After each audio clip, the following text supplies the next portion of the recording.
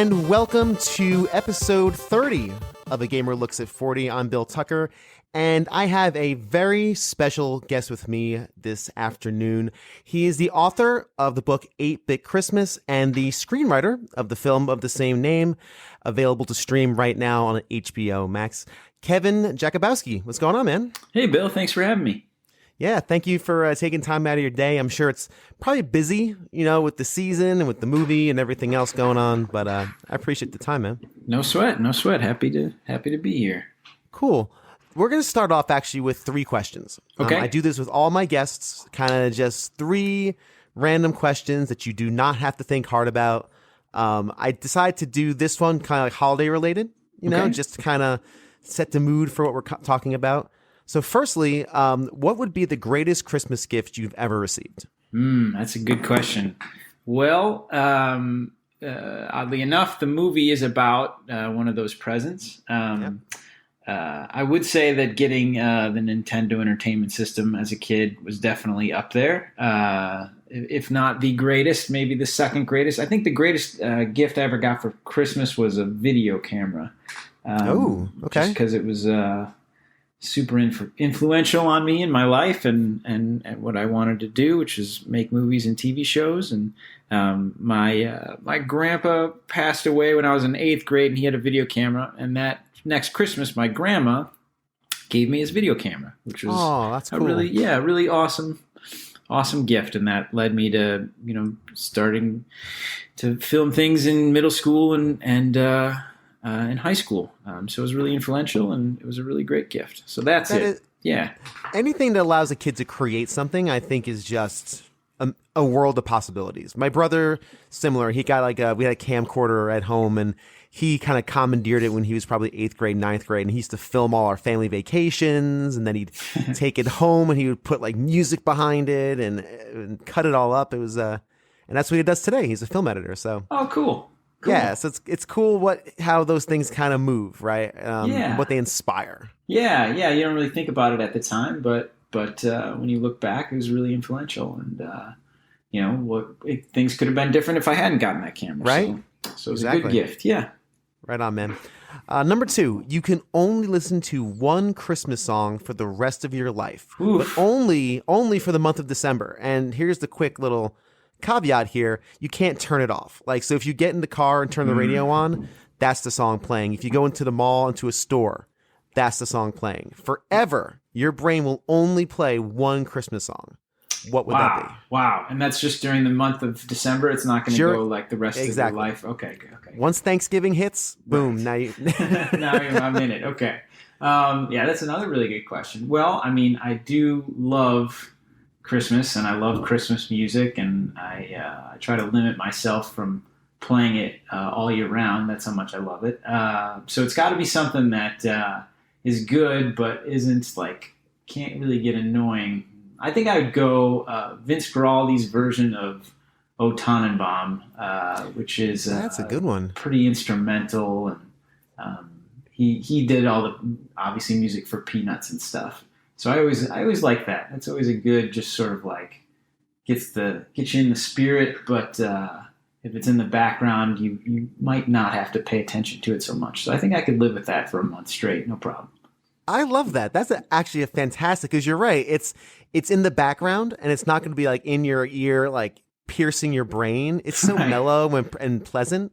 Right. That's a really good pick. I like that. Oh, good. Thanks. What's yours? Do you have one? It's funny. I was, now that you said that, I probably would pick something from that, that record. But my first thought was All I Want for Christmas Is You from Mariah Carey, because I think that is just a gorgeous song. It is. Because it's just a great song. Even if it wasn't holiday related, it's just, I don't know, it's Mariah Carey. So that was my first thought, because I really do love that song. But I do like yours though. That's because it can hang out in the background. And then finally, obviously the Christmas season comes with some, stress, right? There's stressors in the Christmas season, things to do and whatnot, tasks. You have a choice to do one of 3 things over a weekend. Number 1, go to Christmas shopping in a mall, with actual human being people. Number 2, hang Christmas lights outside. or 3, wrap gifts and send Christmas cards. If you had to pick one of those 3 things to do on a weekend, what would you pick? Well, I'm terrible at wrapping gifts, like notoriously terrible. Like I used to, even as a kid, I would like have to employ my sister to wrap my gifts for me. I don't have those skills, those fine motor skills or patience really for wrapping gifts. Let's see, going to the mall, not fun. I don't enjoy really doing that. I do like sending Christmas cards, but I guess I'd go with hanging Christmas lights, which is something I've never really done outside before. So I guess I would have to figure out how to do that. But I'd go with that. Gets me outside, gets me in the Christmas spirit. I'd go with that. Yeah, well, I'm the same way. I would do Christmas lights. I do them every year, so for me, that's actually kind of fun. That's why I don't ask myself that question. That's an easy one for me. I'm like, oh yeah, I'll hang lights. That's no problem. Nice. So excellent, good stuff. Very, very good. So let's talk a bit about your history with the Nintendo. Obviously, I think it's pretty well cataloged in the book. But quick aside, how close is the book? I'm sure the book is very heightened, right? I'm sure it's a heightened depiction of what you really went through and what you experienced as a kid. But how closely linked is the book 8-Bit Christmas to your personal experience of the NES and playing NES with friends, that kind of culture? Yeah, no, I mean, I think it's definitely the book and the movie are inspired by, my childhood. It's really just a love letter to my childhood. So, lots of those things, especially, with the Nintendo, it was just such a big thing as a kid. Like it's really the gift of my generation. When it came out, there was just nothing like it. It was just like some of this all-encompassing thing. Like, you have other systems now, the PlayStation or, others, but like I explain it to people this way, like Nintendo had its own cereal. You know what I mean? Like, yes, it did. That's how big it was. Like that's how important it was to, if you were between the ages of, 5 and 15 years old or whatever in the late 80s, like that was it. And so, all that came from, really wanting a Nintendo as a kid and all my friends wanting it in 87 or 88 when we were 8 or 9 years old. And, there was one kid in our town who got it before everybody else, like the summer before. Right. And, I just remember riding bikes to his house and hoping that I got there soon enough so that I could be one of the 4 or 5 kids his parents would let inside, so you could play it. And that, goes right into the book. Everything in the book is heightened as you explain, and of course, exaggerated. But in terms of just the family dynamic I had growing up with my parents and sister, and the town that I grew up in, and the wanting a Nintendo so bad, all of those things are definitely inspired by real life and just my childhood. I love the idea of riding your bike probably a mile or so, I'm sure, to a friend's house to maybe get the chance of playing his NES. I think that's a really funny concept.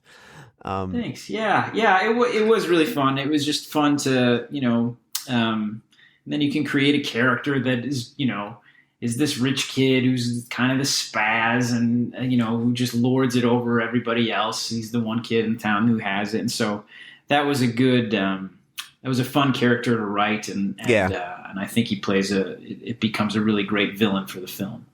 For sure. I think it's really a good time. Now you had your own NES, obviously. What were some of your favorite games for that? What were some of those kind of like tentpole games that you really stuck with you? Yeah, I mean the obvious Super Mario Brothers and Duck Hunt, that combo, and then one cartridge. I mean, I don't think there's a person alive who had a Nintendo who wouldn't say that one was great. For me, I really loved RBI Baseball. That was a favorite of mine. It was the first game, I think, with like stats and like, you could throw different pitches, and I really loved that game. Although when I got it, it was, I think I got it from my grandma, and it was a Tengen game, which didn't look like Nintendo games. So when I first got it from her, I was like, well, Grandma got me the wrong game. Thanks, Grandma. Like, I'm not even going to be able to play this in the Nintendo. But, it ended up working, obviously. So, yeah, RBI Baseball was probably my favorite. I was also a big fan of ice hockey. Those That's are my awesome. favorites. Yeah.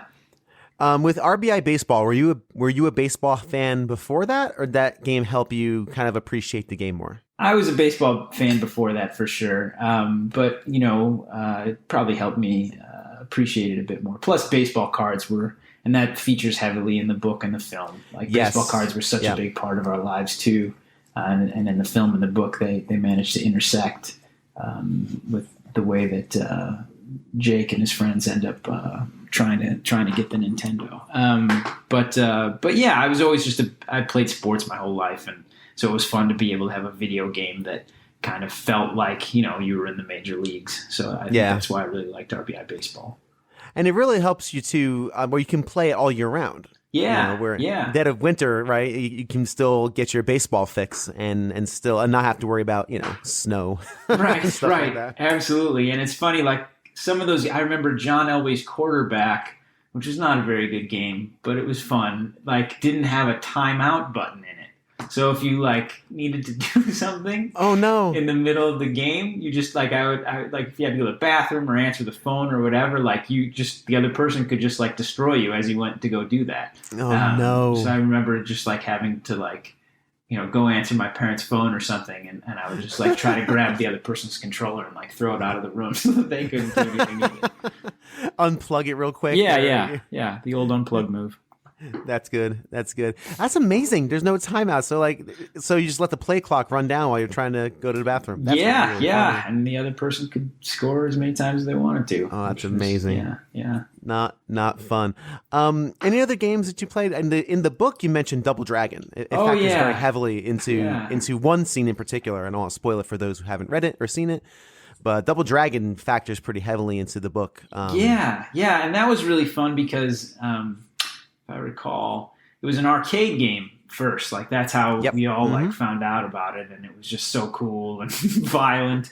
And then when it became a Nintendo game, everybody wanted it. I mean, I think I could still hear that music in my head. That was always a really fun game, and I remember it being hard to advance. And when somebody did got to a level that you never seen before, it just kind of blew your mind. But I really liked Double Dragon, and that had a few different versions in it. You could go head to head in it for in this practice module, and then you could play 2-player at the same time or one player. So that was pretty cool that it allowed you to do that. That was kind of a new thing back then. That and Contra, another game that was which was great. Yeah, that was a fun game.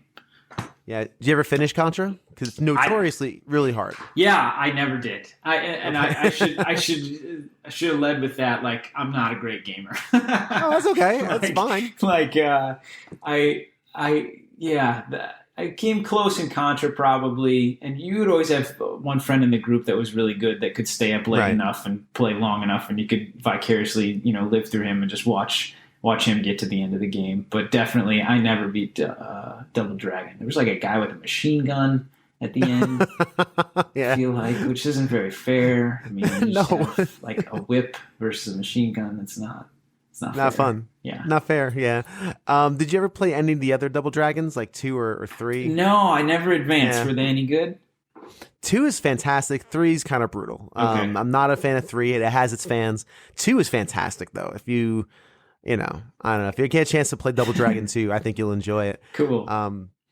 Yeah, and I think I like what you also said too, and this comes up often in the book as well, where there seems to be an underlying mini theme almost of possibilities, where you and your friends be playing a game and someone would get to that next level of Double Dragon, and now it's a place you've never seen before, as opposed to something else you would do for entertainment. You never had that kind of Right. Yeah, you have to work for it, Right. In a book you just turn the page, or on TV you just sit there and watch. But this you had to work for it. You had to beat it to find out what happened next. So I think it really rewarded, hard work and creativity, and it was just a different way of finding entertainment and a different way of using your imagination, which I think was, especially with the Nintendo, really revolutionary. Before that, you didn't really have that. I mean, there was the Atari, but it just, and maybe that's just because of my age, and Atari was before my time, but we just didn't have anything like that.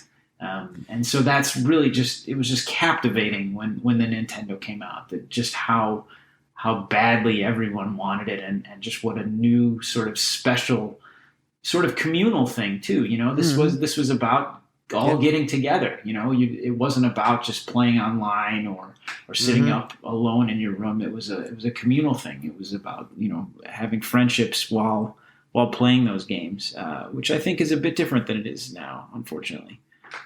Yeah, I definitely agree with that. Being with people in a room is really it's a different feeling. It's just a different vibe. And there are some games coming out now that are starting to encourage that a little more. But You're right. It's being online with somebody it's just not the same thing as sitting on the couch with somebody. Yeah, it's not. It's definitely not. And it's interesting you mentioned how, we had Atari beforehand, and Atari was before my time as well. But I would play, my uncle had a thing called the Intellivision, which was like pre-Atari. I think maybe right around Atari. Same idea. And it was fun. It was neat, but it always felt like a toy. Right. Or the NES felt like an experience. Like these games felt like something you could actually live inside and get really, really invested in. Unlike, Space Invaders and Defender on my uncle's Intellivision. Right. These had characters and stories and worlds, the same way that you would experience, Saturday morning cartoons or something back then. It was really just a different form of entertainment that, was interactive and like we were talking about, communal, which is cool. Yeah, absolutely. Any other games that you remember fondly from that era? Let's see here. What else what other games did I own? I owned California Games. I remember liking that because it was like eight different games or 9 different games in one game, which was really cool. What other games did I have that I really liked? I liked Mega Man 2. That was really a good game. Excellent. Great. Yeah. What else? I had just some terrible games too. I had a game called Xenophobe, which is like probably one of the worst games ever made. Wait, go ahead. Yeah. I don't know how I got it. It was some like bargain bin thing that like I'm sure my grandparents got me or something. And I remember calling my friends like, I got this new game. No one's heard of it. Let's try it. And then 20 minutes later, you're like, well, this is terrible. That's so funny. I like that because I was actually, one of my questions was going to be, what were some games that you probably got from like an aunt or a grandma who just, in a store, they got you a game. And oh, Kevin likes games. Yeah. Let's just get him this thing. Get him Xenophobe. I don't know why it's $3, but here. Yeah, it's $5. Yeah. Why would I spend $50 in a game when Xenophobe is $5? Right. I don't know. They both are the same. Like, look at that. Yeah. You're gonna mention something else? No. I was just trying to think if there was any other games that I had that I really liked. I'm trying to remember what games I owned. It's been a bit since I wrote the book, so I haven't had to think about it. And for the film, like we only had the rights to certain games, so you couldn't. We couldn't use certain games, so I had to do a little more research on that. Mostly games that were just owned by Warner Brothers, which was like Rampage, Paperboy. Mm-hmm. So we lucked out. We're able to use a couple good games in that regard.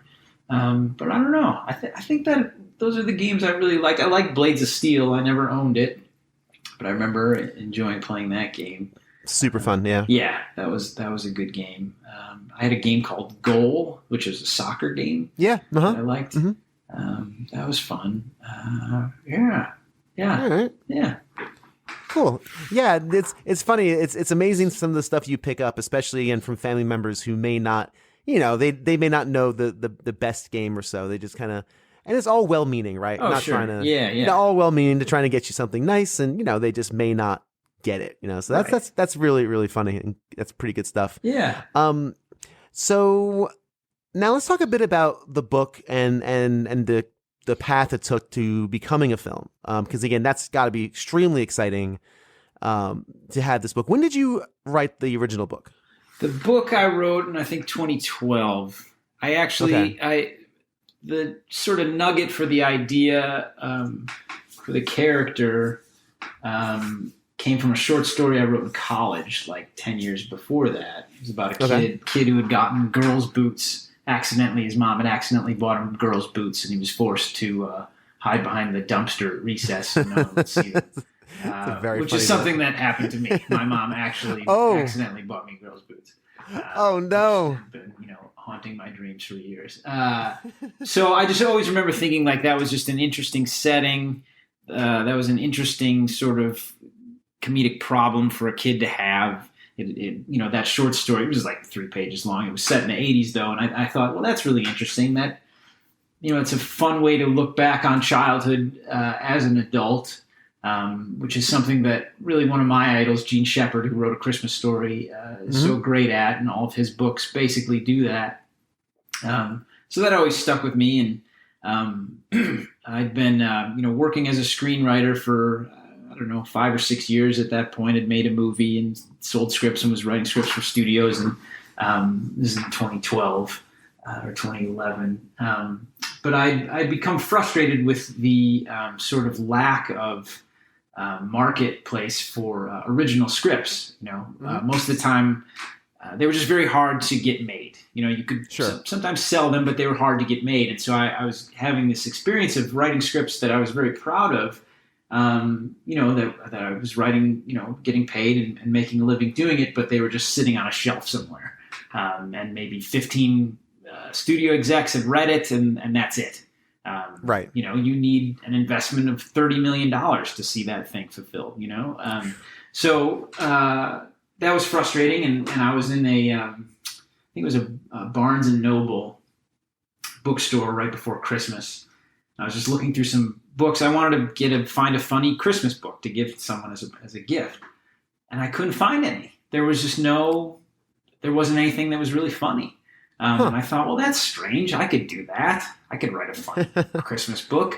There you go. And so I just kind of, the wheels started turning. And I thought, well, I had this idea for, which I'd had for a while and had always wanted to write it as a movie about, what it was like to want a Nintendo as a kid and what that time period was like. And just, about what my generation had gone through to kind of just like to get this gift, which we all loved. It was just sort of this seminal moment in our childhood. And I'd always wanted to write about my childhood from an adult perspective. And I just thought, well, I have this idea that I do want to make, that I want to write as a script, but why don't I just write it as a book first? This way, I'll have a lot more control over it. Yeah. And I've been running into so many producers and studio execs who've been like, wanting to turn this book or that book into a movie, or asking me if I wanted to option any magazine articles, or was I interested in adapting a comic book or whatever. It was always about like, what's that intellectual property that we can turn into a movie, rather than what's your original script and we can turn that into a movie. It was much more helpful for them to have a piece of IP that they could turn into a movie. For some reason, it just makes their job easier, and especially if it's a recognizable piece of IP. Sure. So I just thought, well, why don't I write that IP first? Why don't I just write the book first, and then eventually I can turn it into the movie that I want? That's interesting. That's cool. So that's what I did. So I sat down that day and started writing, and it was just a blast. And things are going well when every day you're just excited to keep writing. And that's a beautiful, rare, I don't say rare feeling, but man. When it comes, and that's the feeling I chase every day as a writer, and most of the time you don't get there. But this one felt right. It was 100% my voice. I wrote it 100% just for myself. I wrote the book and was really proud of it, and sold a few thousand copies, and I was really proud of it, that I was able to get that story out there. It was, like I said, 100% me. And then, a few years, I'd gotten some offers or interest from producers to turn into a movie, but they just were never really the right fit. And then in 2018, I'd been approached by a couple producers, a producer named Jonathan Sadowski, who's also an actor, and another producer, a creative exec named Nick Nantel. They read the book. They loved it. They said, we want to make this a movie. I said, so do I. Told them how I saw it adapting, where it's a 40-year-old dad looking back, and he's able to tell the story of how he got his Nintendo to his daughter, who wants a phone for Christmas, but he doesn't want to give her one. And so that was sort of the way the book differed than the movie. There is no narrator character in the book. Right. So anyway, put this pitch together, and we brought it to a company called Star Thrower Entertainment, who had just done a movie I really loved called Ingrid Goes West, and had done The Post by Steven Spielberg, and pitched them how I would adapt this book, and they loved it, and they optioned the book, and then I wrote the script on spec, and we attached a director named Michael Dowse, who's this really great director. He directed Goon and Stu Bird, a movie I really love called It's All Gone Pete Tong.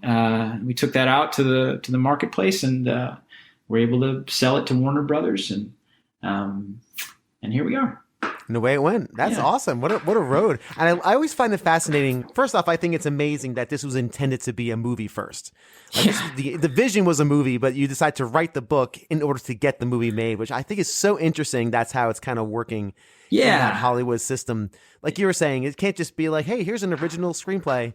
Oh, cool. Okay. It has to be that book that's sold a bit and has a bit of or at least you can just see it and it's tangible, and somebody must have thought it's cool. Here's a book. You know what I mean? It's like Hollywood's basically high school. Somebody needs to think you're cool, and then you're cool. It's weird, but that's obviously, Bill. That's sort of the simplified version. Like I mean, I really wanted to write it as a book just because I wanted to write it as a book. I thought it would be fun and it would make a great story and all that. But I mean, like, I'm a screenwriter at heart, so that I want to I want to turn everything into a movie. Sure. So of course. So that's kind of how it all came about.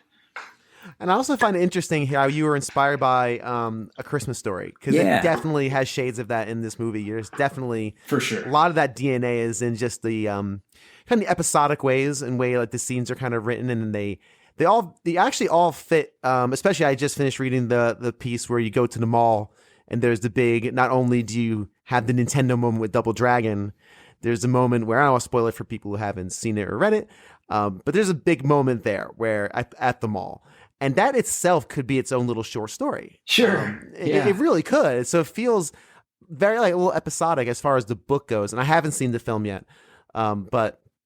It's very interesting that there were direct ties to that work.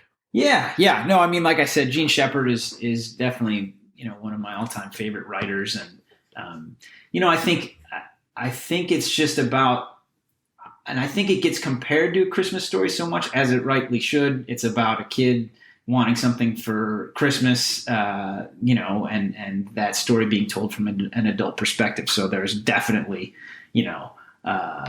similarities there, and it's definitely an homage in many places to A Christmas Story. But bizarrely, I think it is, people make that connection so much to Christmas Stories because there's not that much of that. There's not that much just in the sort of film archives of movies that are told from an adult perspective that paint a very comedic look at your own childhood.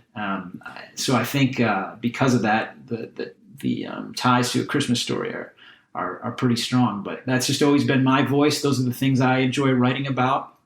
And so that's hosefully comes across in the movie. Yeah, for sure. And it's interesting because I was thinking about this earlier. I recently guested on a podcast and we talked about Elf. Yeah. And I was thinking about Elf and I'm like, you know what? I don't think we've had a real like Christmas movie release since Elf, like something theatrical that's like a big event that makes an impact. And then, of course, you have 8-Bit Christmas comes out this year. And I'm like, wow, I think that might be that gap from 2003 to 2021. 20 years. How many, I can't think of any other, like, some of the weird horror Christmas movies and stuff, which actually some are pretty good. Other than like, stuff coming out of Hallmark. I mean, there hasn't really. I mean, it's really tricky to make a Christmas movie, especially theatrically. Like, you have to have it set up for, just some of the practical things that go behind it. Like, a studio needs a year to figure out how to promote it, and they need to have it on their schedule for a year. And so it's hard to make a great Christmas movie. And it's also hard. I mean, even this, like, you have to, it's set in the winter. You need to shoot it when there's snow. And so to do that, you have to shoot that a full year before it's going to come out, at the very minimum. So it's just like practical things like that make it a little trickier. But I think you're right. Like, Elf, for my money, 2003, and I believe they're all the same year, was the last year that there there was a great Christmas movie, which was Love Actually, Bad Santa, and Elf, which I think are all three really great Christmas movies. But since then, there hasn't really, in my opinion, been a really great one. So or at least one that kind of hits the public consciousness a bit, because I think even though this is, people could see this as niche, again, 8-Bit Christmas, it's video game. I think there's a lot of themes here that are definitely approachable from a variety of people. I think anyone can identify as a kid wanting a gift or wanting a toy or something. Like even like the sister in the book, Shirley wants that Cabbage Patch doll, which is very funny to me, because I remember when those things where you literally could not find those things. Find them, They literally almost didn't exist. Everyone has that, right? Yeah. And I think people who read this book or check out the film will identify with, if not the gaming part of it, definitely with the energy of just wanting that particular thing. Yeah, I think so too. One of the really great reviews we got was from the Chicago Sun-Times, and the headline was 8-Bit Christmas is rated E for everyone, which it is. This is for everyone. This is for adults looking back on their childhood. This is for kids right now, who are going through it. It's for grandparents and aunts and uncles and teenagers. Like, this is for everyone.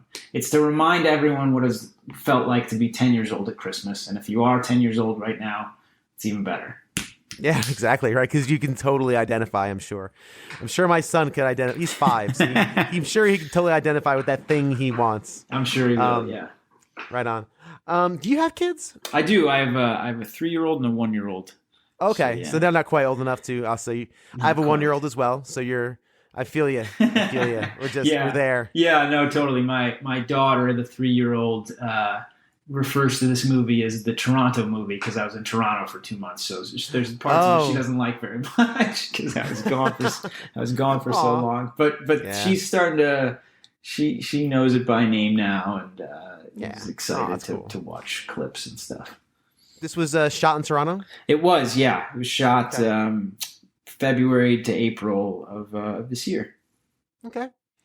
Very cool. This might be a little off on the beaten path, but how was shooting under like COVID situations and all that? Yeah, no, that's a good question. I mean, well, first of all, the movie was supposed to start shooting in March of 2020. So we were like 11 days out from start of production, and then COVID hit. Wow. Yeah, it was everyone is still dealing with it, but at that time it had been, basically all of my dreams were about to come true, and then COVID. So we were just like, oh man. And it had just been, and I say this all the time, but any movie that gets made is a minor miracle. There are just so many things that have to go right. And so there had just been so many hoops that this movie had to go through. HBO Max got absorbed, their original content team, by New Line. So it was a new studio. We had a whole new cast. Wow. Just so many, you name it. This movie has been through it. And then COVID hit right at the last minute. And so we had to, put a pin in it for a year. And anything can happen over that year. I mean, the world was in, a mess as it was.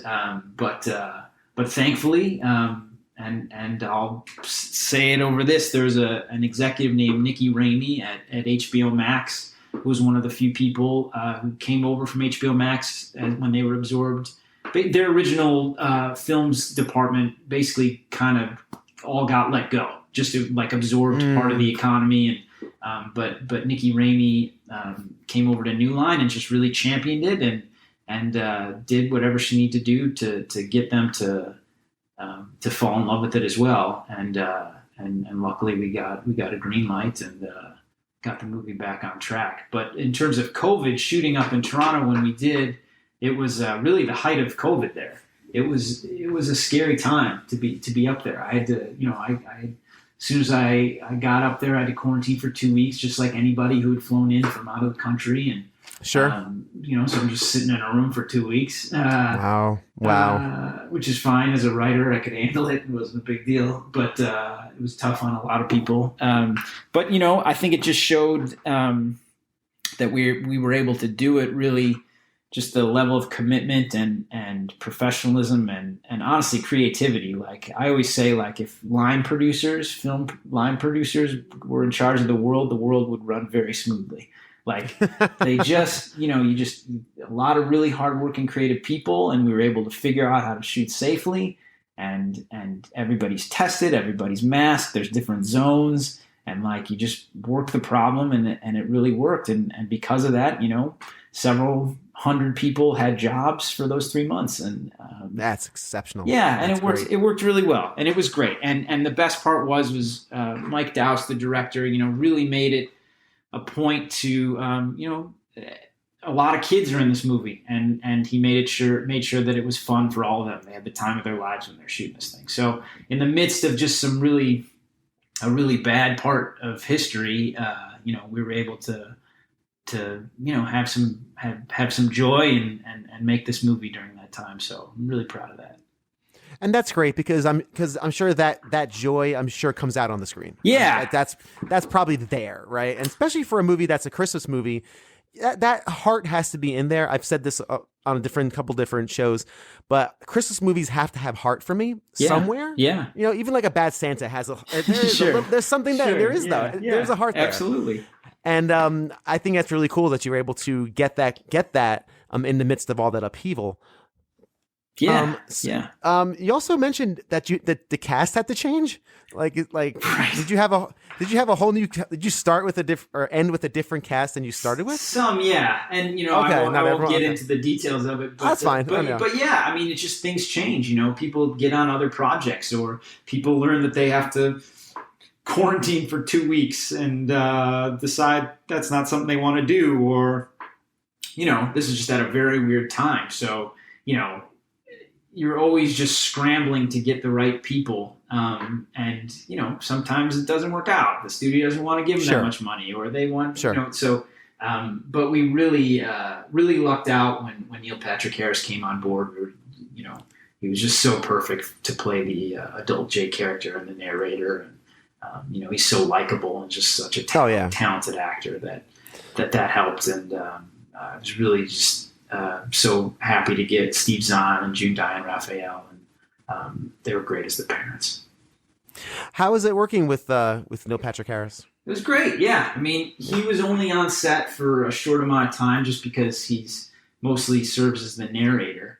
Right, yeah. But it was great. It was just I think he had a lot of fun, and he brought so much to the character, and just do so many things just within a look or a reaction that you could spend 2 pages of dialogue trying to get to that point emotionally. And he can do it in a second. So that's awesome. Yeah, it was great. He was really great, and he's just been a really wonderful champion of the movie as well. I think he knew we had something special there, and I think he was really proud to be a part of it.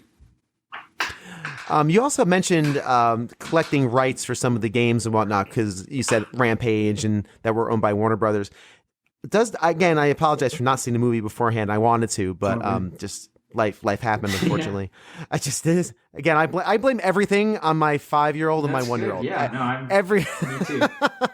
Me too. They're convenient foils. Well, you can all watch it together before Christmas. It'll be good. This is true. And actually, I think that'd be a great idea. I think it'd be a lot of fun. I think my son would totally dig it, because he's getting into video games now too. He likes Mario Kart and stuff. So cool. I think he would totally dig it.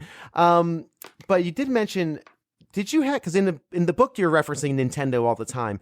Do you reference Nintendo in the film? We do, yeah. And that was Directly? another Okay. Yes, but that was another hoop that we had to go through, and I'm not sure how much I should get into it. But essentially, like, we had to know beforehand, and this was another big hurdle. Like, hey, we want to make the movie. We're just not sure if we can yet, So you had to have just basically like a whole legal team at Warner Brothers decide, like, is it disparaging on Nintendo? I mean, the whole thing's basically a commercial to Nintendo. I mean, sure, it's not. It calls out the Power Glove for being a piece of garbage, but other than that, like, it's a love letter to Nintendo. But you have to figure out if you can use it, and what is public domain, what isn't. So as long as we were not showing Nintendo as doing something wrong or like being the cause of something negative, that was sort of the wiggle room that we had, and luckily the legal team at Warner Brothers had just done Ready Player One, so they knew like the ins and outs of like everything in terms of copyright. So that's that full of copyright stuff in that one. Yeah, but it worked out, and I had to tweak a few things in the script to allow that to happen, but overall it worked out, and when we got the go ahead, it was a huge sigh of relief. Yeah, like you said, it seems like there's just so many moving pieces and moving parts to making something like this happen. So I'm really glad it all came together, because it's a really cool project. And like I said, I'm really enjoying the book, and I'm absolutely going to finish it, because it's just fun reliving these stories. And I know it's heightened, but man, it's just fun reliving those, because again, it's all relatable. Yeah. And again, if you were a kid at any point in your life, you're gonna check this out and enjoy it. I think I really do. Cool. Thanks, Bill. So I'm very psyched about it. So just to kind of wrap up, we're getting about 10 minutes to time. So I just wanted to, obviously 8-Bit Christmas is about memories, right? And it's about those holiday memories and all the experiences around the holidays as well. Again, I love the selling the Christmas trees is so good. It's just so very, very funny. And again, the mall trips and everything else. Do you have any just holiday memories that really ring true to you as a kid? Doesn't necessarily have to be video game related. Any cool holiday memories you'd like to share? Yeah. I mean, honestly, I put them all in the book and the movie, but yeah, no, I think so. I mean, just family, I mean, and it's referenced a little bit in the movie, but being with extended family, and every year Christmas night, my family and I would drive up to St. Paul, Minnesota from Chicago, and that's because that's where my mom's side of the family was. So I mean, literally every year of my life, minus last year because of COVID, like that's what I've done. I've driven up with my family to St. Paul, Minnesota. So I mean, like just memories of just like sitting in the back seat of my parents' car. We would always leave late at night for some crazy reason because my dad didn't want to have traffic. Like, what traffic is there on Christmas night? There is no traffic, Dad. What are you talking about? But just like sitting in the back seat, my sister asleep and my mom probably sleeping, and just looking out into the tundra of Wisconsin as my dad drove. Those little memories like that. I love thinking about that stuff, and all those memories are just so nice to think about. That's why it was so exciting to just sit down and write this book and write this movie, because I just got to think about Christmas all day, every day, which is fun. Which cannot be bad, of course. Right. It's cool, like just a little time capsule, almost. Yeah, that's pretty neat. Awesome, man. Well, Kevin, thank you so much again for taking the time. I really appreciate it. Thanks for having me, Bill. Seriously, thank you.